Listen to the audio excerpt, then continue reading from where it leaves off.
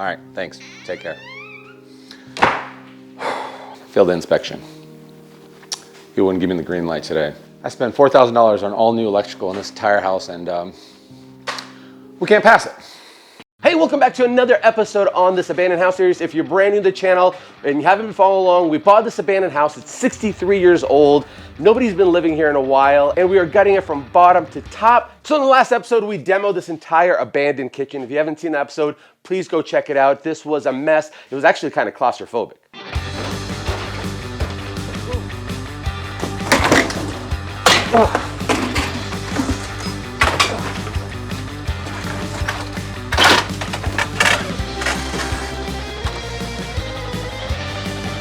So we opened up this entire area, we got rid of the electrical box, the electrical panel got relocated over here in the garage where it's supposed to be. The goal of today is going to be to run all brand new electrical through this entire house. And if you're wondering why brand new electrical, well, let me show you.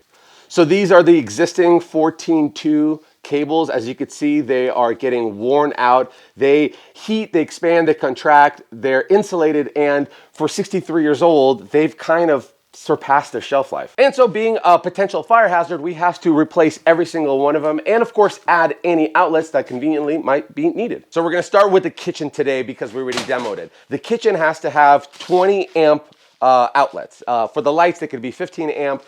Before the receptacles, they have to be 20 amps. So the idea here is going to be that we have to plan and strategize everything. And not to mention, certain things have to have GFCIs and some things have to have their own independent circuit. Now the kitchen is the most overused amount of electricity. You have your appliances, you have your dishes, you have your cooktops. It all drains far more energy than any rest of the house. So the plan here is going to be, we're going to have a big island here, or at least countertops. We're going to put one in the middle over here. It's going to be 4 feet wide. We're going to put one right here, just so you can use appliances.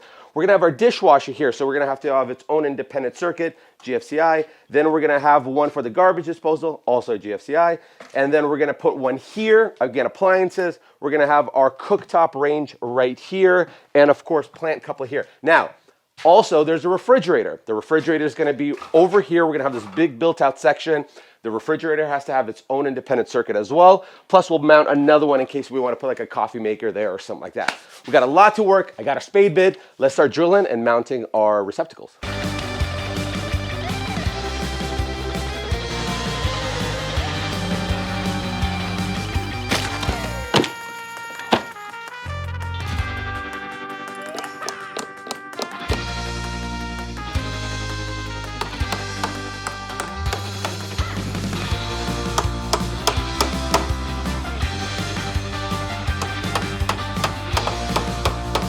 We're looking good. We have our outlet for our refrigerator. This is gonna be like a countertop area. We got our outlet there. Moving on here, this is gonna be a three-way switch because you gotta control from there. Got a receptacle there, receptacle here, because this is a nice little corner for appliances. We have a nice little receptacle here, and one over here where you're sitting behind the island here, and then you can just plug in your phone and have fun doing so. Now, one more thing we need to do is we gotta throw in one for the dishwasher and then one for the garbage disposal.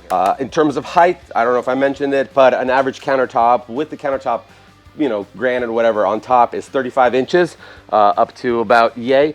And then the receptacles typically are recommended to be placed at 43 inches from the floor. So if you're like, where do I go? That's kind of like the gold standard. These are gonna be 20 amps. They're gonna be on its own individual circuit. So we're gonna run it from both sides and bring it out to our breaker box. This is the part I don't like, because a lot of pushing and pulling through this cable. It's like wrestling a snake.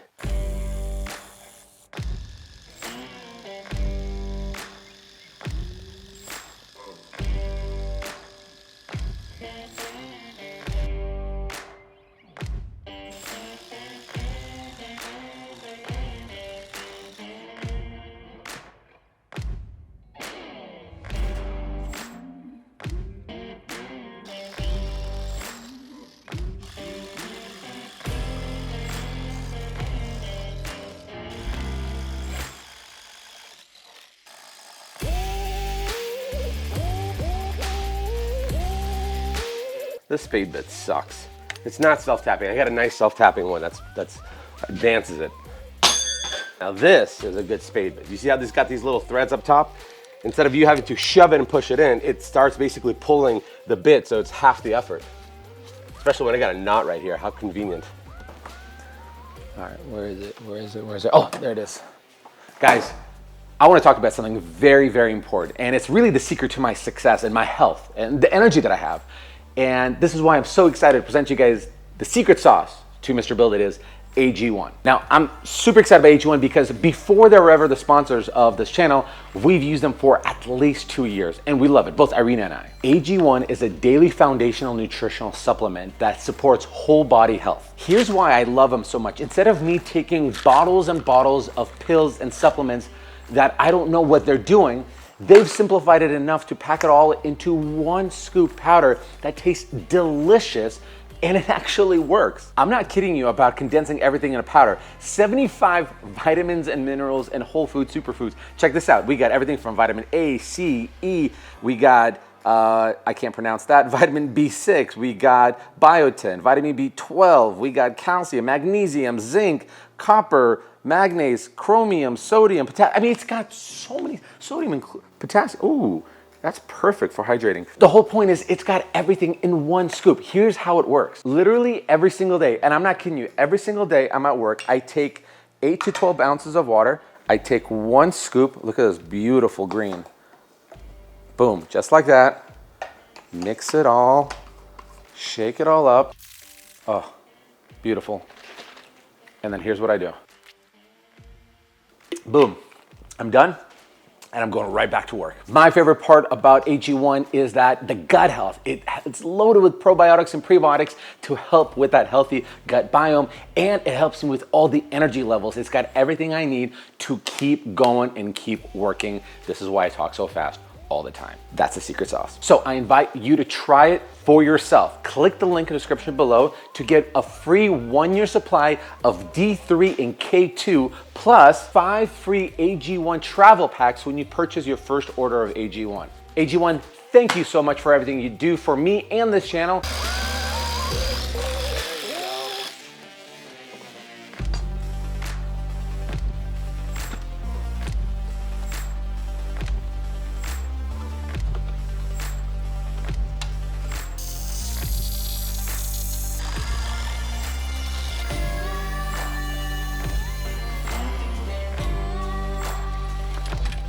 Want to forget these staples, because what ends up happening is somebody else comes in, starts yanking on cables, and things can get undone. So be smart, throw some staples in.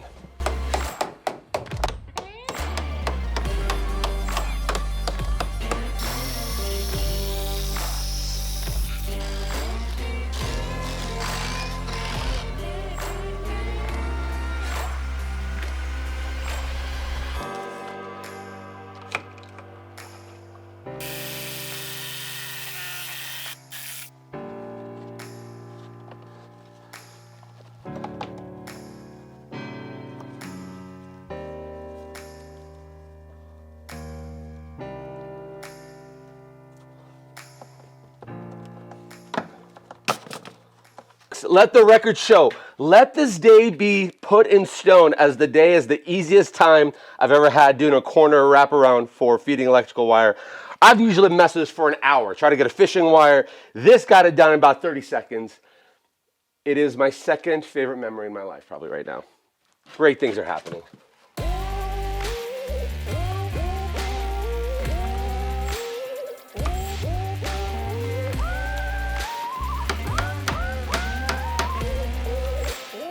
Six outlets in the kitchen, that should do it. Ooh, you know what I just realized?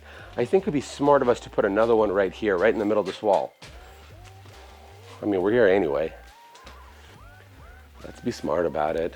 Actually, you know what? I think it'd be easier to use it as either the dining circuit or the living room circuit, because there's a receptacle right there, there's a receptacle there, so it'll be a lot easier to tie versus having all the appliances here and you're just dealing with if something goes out or you need to kill the switch in the kitchen. It's just that. So let's just keep it there. Now we got to start feeding a couple of other appliances. We got to feed our refrigerator to a separate circuit, our dishwasher to a separate circuit, and our disposal to a different circuit. Lots of circuits. What the f is this?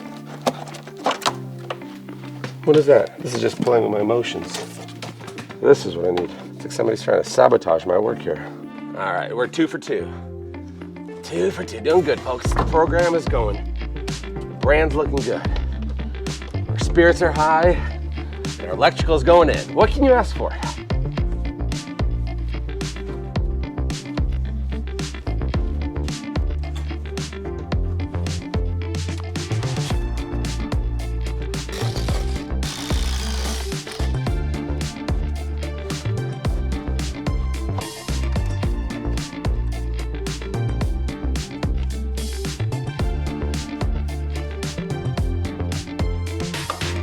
Okay, so the wiring for the kitchen is officially done. Now we got one more thing we need to do before we're actually officially done in the kitchen and we can move on to other spaces, is the lights on top. They're gonna be something unique, something different. So the product that I'm using is a low voltage product from Halo. It's a quick link system. These are canless lights. They're LEDs, so we're gonna save power.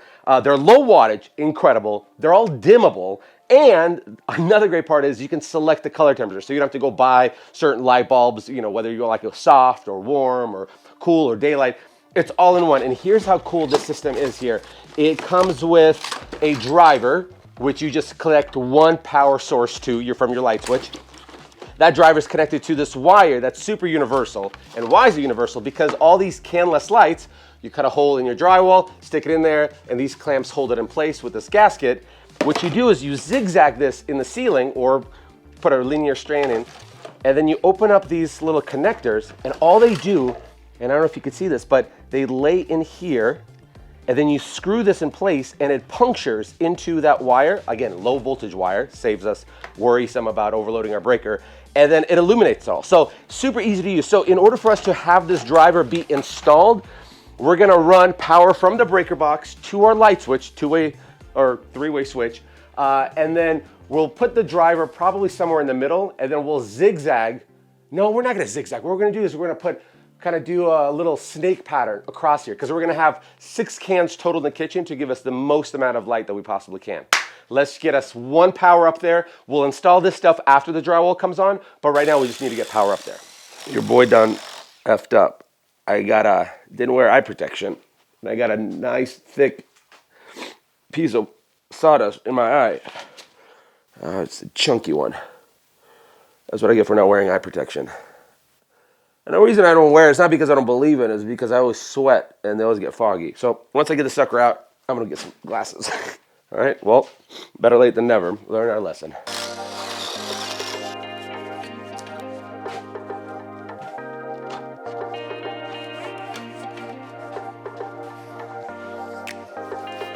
That should do it. So as we're hooking up this three-way switch, this is going to be kind of like the strategy that we're going to come up with, or at least planning for a strategy for how to replace all the other lights, because we're going to have to get them cut off from the switch and feed them out. Now, I have a theory in mind that might make our lives easier, and that theory is that back then they didn't use staples to hold them down. The cable's just running up and down, so there's just a hole that's cut out, and it should be just kind of dangling here. But maybe I could just tie the cable to it and then pull it out. I don't know, but we're about to find out what's going to be the easiest way to feed these wires through based off of just this one three-way switch in the kitchen.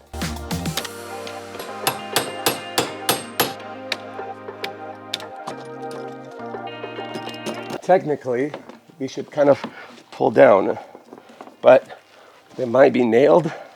I don't know. Not that easy. All right, well then I gotta go up.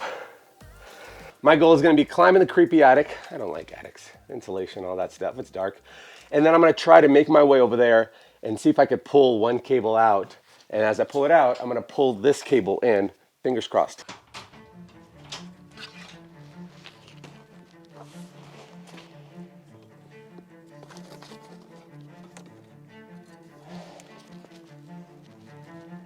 All right, I think I found it. All right, that should be in there.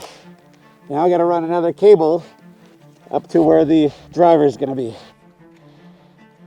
That should be enough to grab and pull through and connect to our light.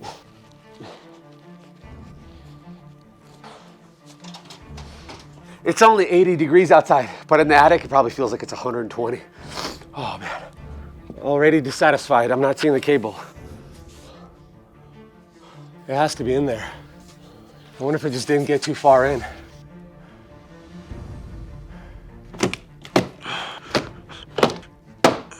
There's 3 holes here. I shoved in 3 holes. This is gonna be miserable. It goes up, and it goes through. Oh, there it is. All right, so looks like they got like 2 plates up here. They drilled through this one and then that one. So unfortunately, to make things to go smoother, I think I'm just gonna have to break down a little section like this around every receptacle, every light switch. Sucks, I know, there's just a lot of more drywall to do, but this way we'll be able to do this a lot more smoother. Hopefully this double plate system's not everywhere, just kind of this over beam here. Things like this should possibly go a little bit smoother, but you never know, fingers crossed.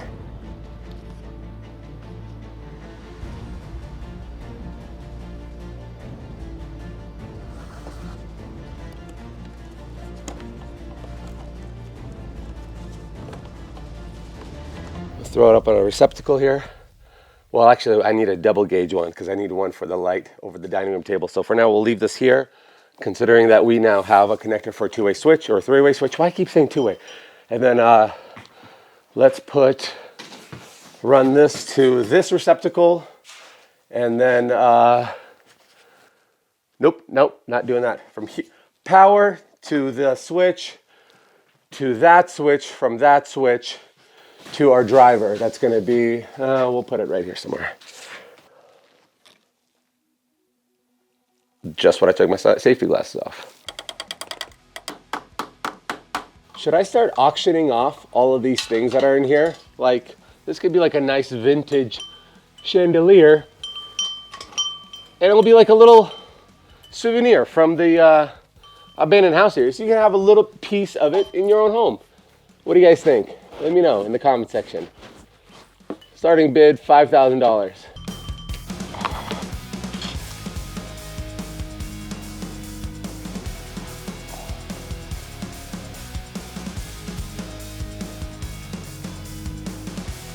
Labeling an organization is going to be our biggest friend right now. So throwing some tape around them, going to label them. All right, so now we're going to move to the rest of the house. It's going to be pretty repetitive work, yes, but it's, I don't think any part's going to be the same because, as you can see, there's 3 switches. So one for the outside, one for here, and then one for probably this outlet, but you never know. And we're going to have to put recessed lights in here as well. So it's going to be a lot of mental math, mental gymnastics that we're going to have to do to figure out where to bring the line in, the hot wire, and then how to efficiently spread it out. So this is where I wish I liked puzzles.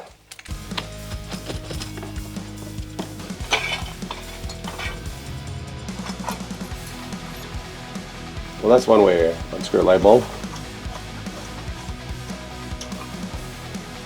I mean, are you seeing it? It's like brittle. The fact that this house never burned down, like I said before, is a complete miracle. Wow. It's like crispy toast.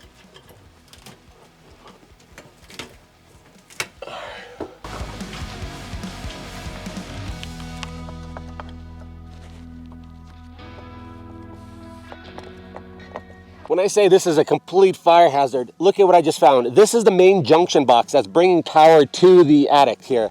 It's uncovered, and not only that's uncovered, the cables are all pulled out of it, and there's insulation hanging on it. One tiny little spark. Look how thick this cable is. I mean, that is a... Oh, that's cool. That's straight up a hot wire that's just laying on top of insulation. One little spark, this thing goes boom. I cannot believe this. Cannot believe this. So I was able to get the living room all on one circuit. The living room lights, living room outlets. So this is gonna be the power. This is gonna be running to there. We're gonna run it. Oh my God, I'm sweating like a pig.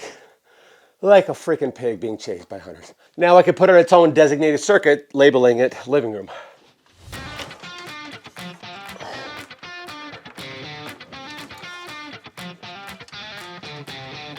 All right, so this is my line. This is gonna be my indoor light. Look at this, my brim of my hat. Look at that. It's just soaked up all the blood, all the sweat.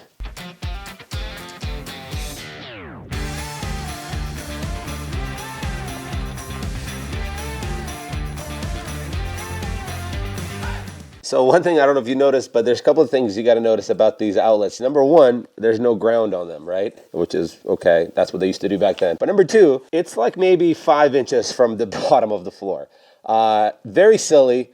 You're not really concerned about water flooding, but just in case, you live in an area that has flooding or something like that, this is a potential danger hazard. So I gotta move them up to code so they're the right height. But this is just silly how low to the ground they are. I mean, look how close to the carpet. A spark could reach that far. No joke. It could start a fire. This is what we should name this house, is the fire hazard. The abandoned fire hazard. Are you kidding me? Hey, how's this for, let's just extend an outlet for where we need it. Are you kidding me? This is, I'm not gonna say ridiculous, this is just stupid.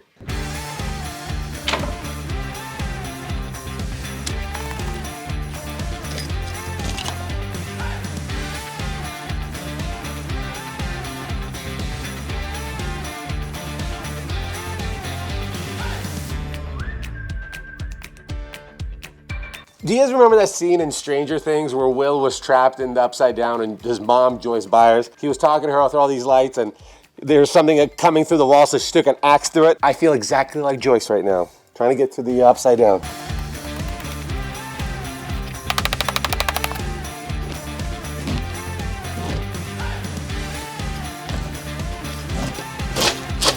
What is this? Is this like a CIA listening wire? What is this?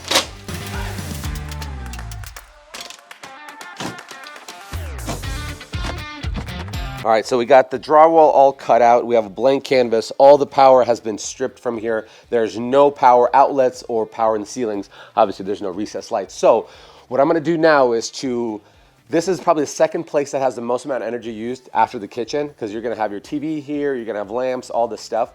So I think what I'm gonna do is I'm gonna use the same circuit for the outdoor lights, this hallway light, and then I'm gonna give this circuit to my recessed lights because it's low voltage.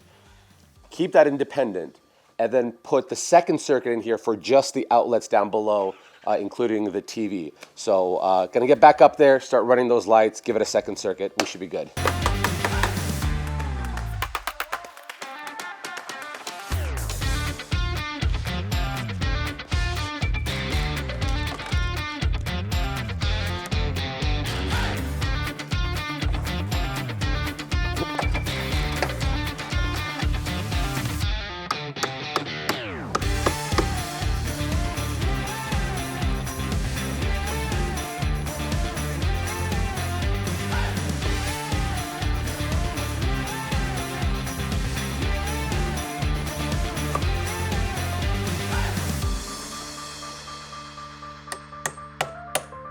So I got the power running there.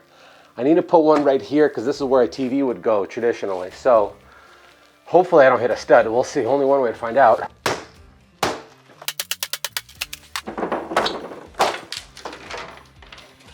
Nice little wainscone trim. Oh.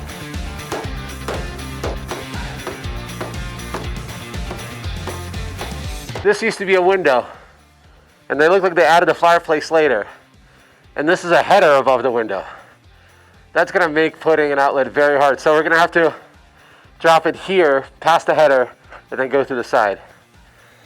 Oh, it's so fun to figure out what was here before, what was here after.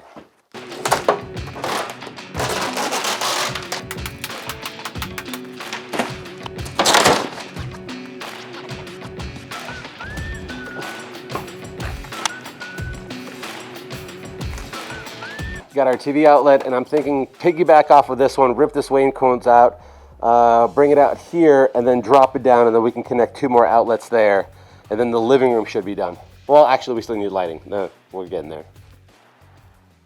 There's a package that was like hiding behind the wainscoting here. Let's see what's inside. What could it be? Probably a CD. I don't know what it could be this size.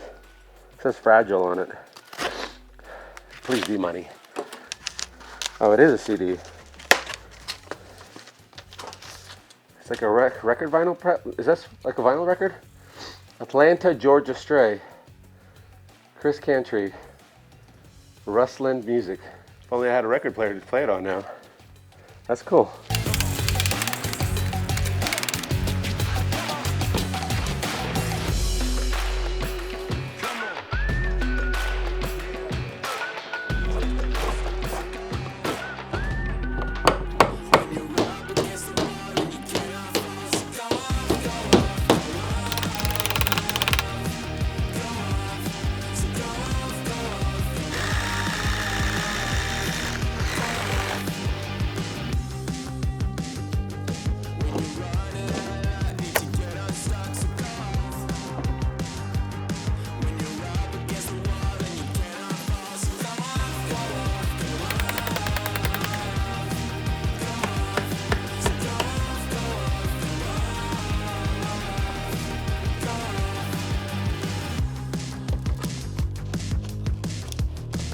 All right, so all the electrical is officially done, not only in the kitchen, but the living room. Lights, switches, outlets. Now we gotta move to the other side of the house. I'll get this done in the next day so that in the morning we could start hanging up our drywall and connecting all of our lights. See you in the morning. So it's 3 days later, finally got the entire done, rewired completely top to bottom, brand new wiring. And then last night I had this like panic attack. I'm in my house, my personal house, and I was like, crap, I didn't put in a microwave or the vent hood for the range. So fortunately, right before drywall goes up, got all that stuff installed. We're all ready to go. Now, got my drywall, gonna start from this end, work our way out, use my little roto-zip. Hopefully this time I don't butcher it. Got my wires tucked in pretty good. And before I do that, let me throw some of the remaining insulation here so then we can start closing this puppy up.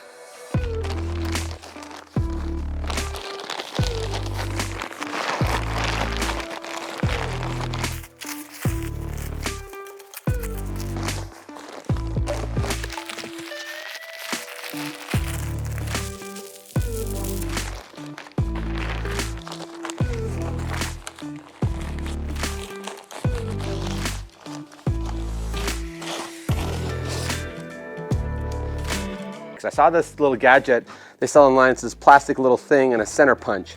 So I wanted to make my own. So I took a little 2x4. And the idea here is when you put your drywall against it, it punctures the hole so you know where to put in your roto-zip. Let's see if I'm dumb or brilliant here. All right, I heard a puncture, but I'm not seeing it come through. I got just the thing. This is our missing link. Put a screw, cut the head off. We'll get a nice puncture this time. Ah, perfect. Broke off my bit, that's why I'm having mistakes here, Jesus.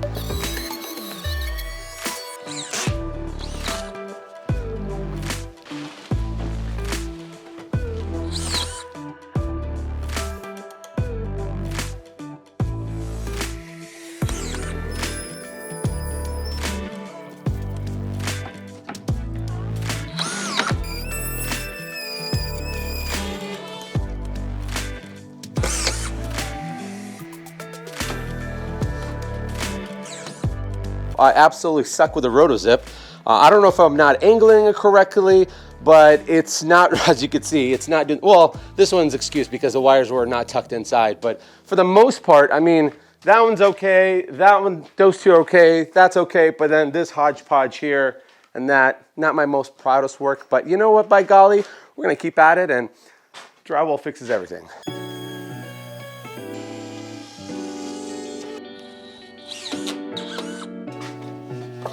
What the heck? What am I smoking?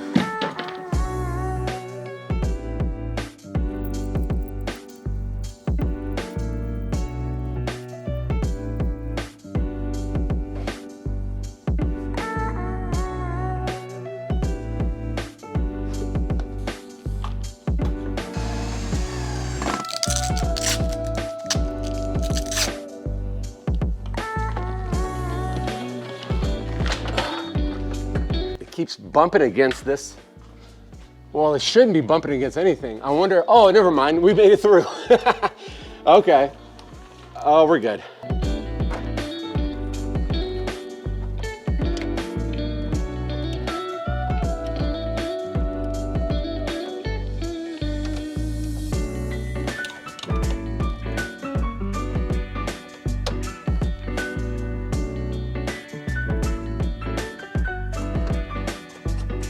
All right, power coming in here. Moment of truth here. Okay, main power from our meter is coming here like it was before. 125 amps to our sub panel. Nothing's exploding, no sparks.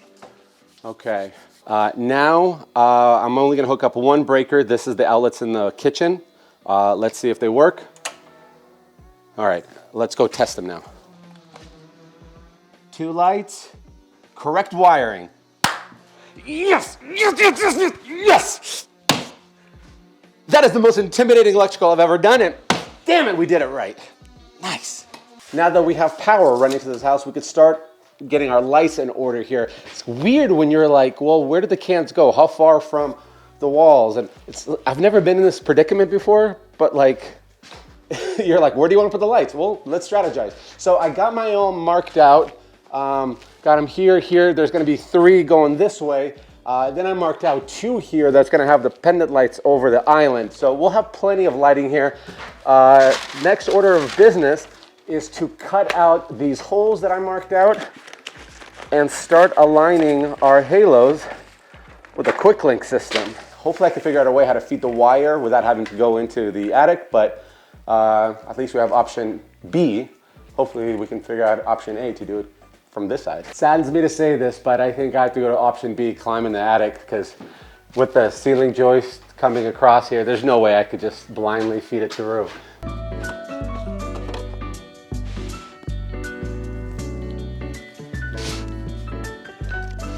All right, so this looks like it just unscrews like we mentioned before, lays down in this channel. That, gotta line up our in and out. Okay. And then right here, we get to set our color temperature. We can do 5,000 Kelvin all the way up to down to 2,700 Kelvin. So we'll do 4,000. That looks like a nice daylight. Push that in, get our gaskets here. And just like that, we got a light.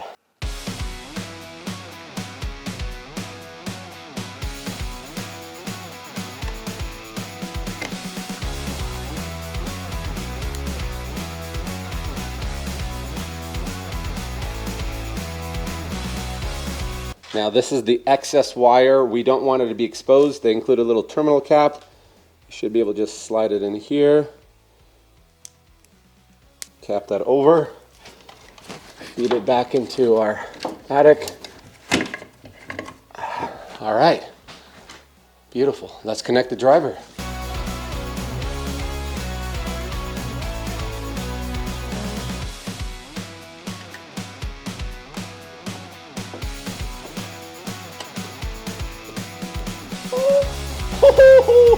It's working.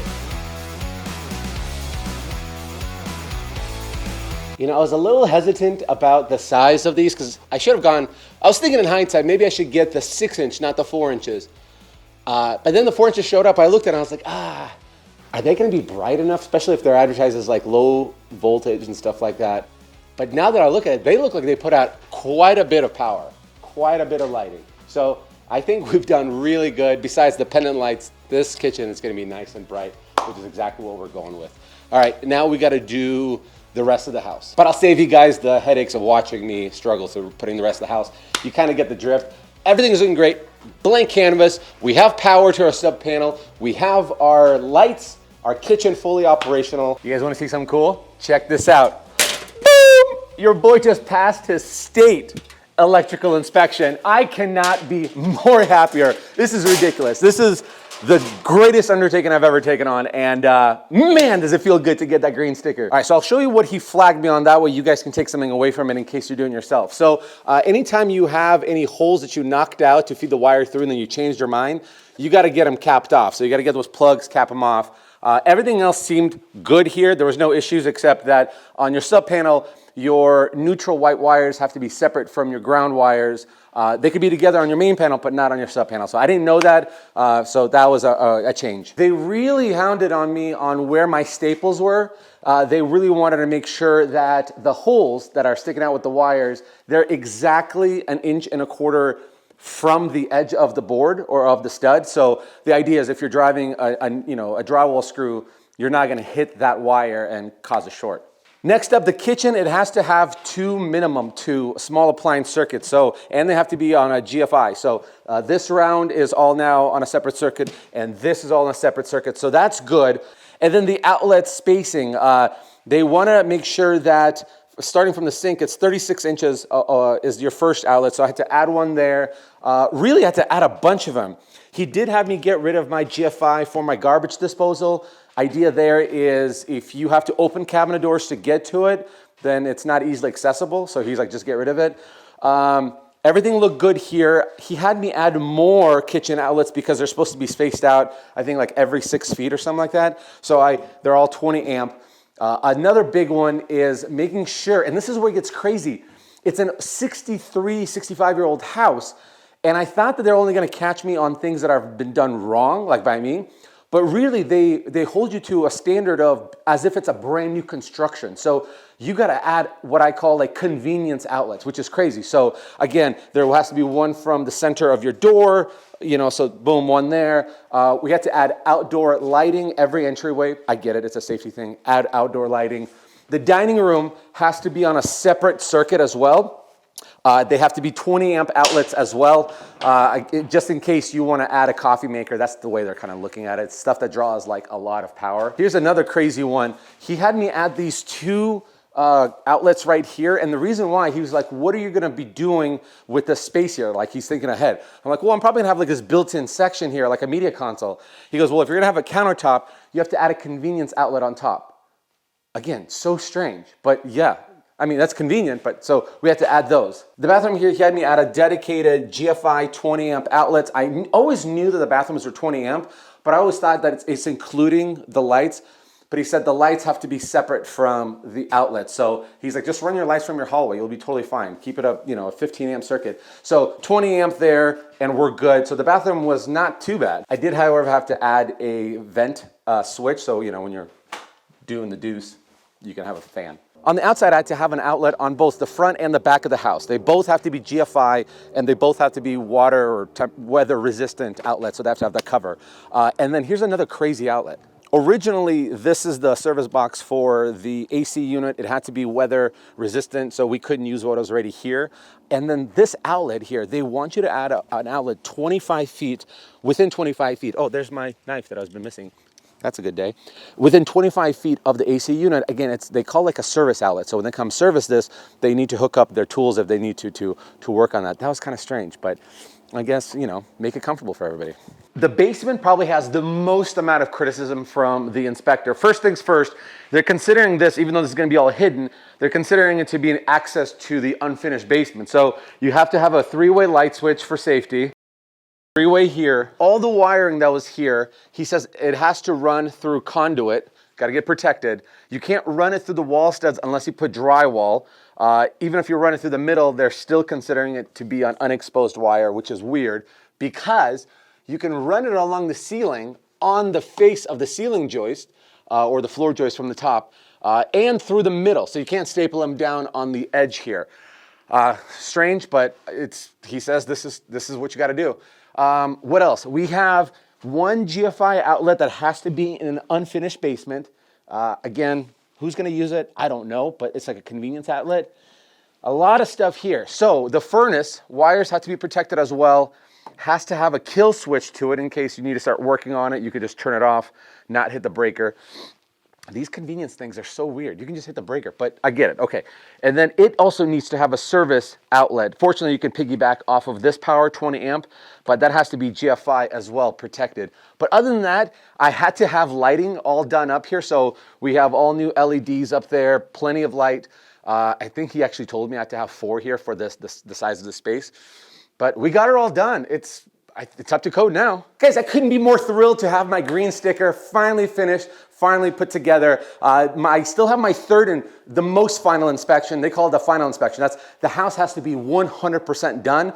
Cabinets, everything, flooring, so they could just literally walk around and make sure your outlets all work. That's basically the extent of it. But in the meantime, we're gonna start working on the plumbing so we can get that checked off our list. Thanks so much for watching this video. In the meantime, here's a video that I think you might enjoy.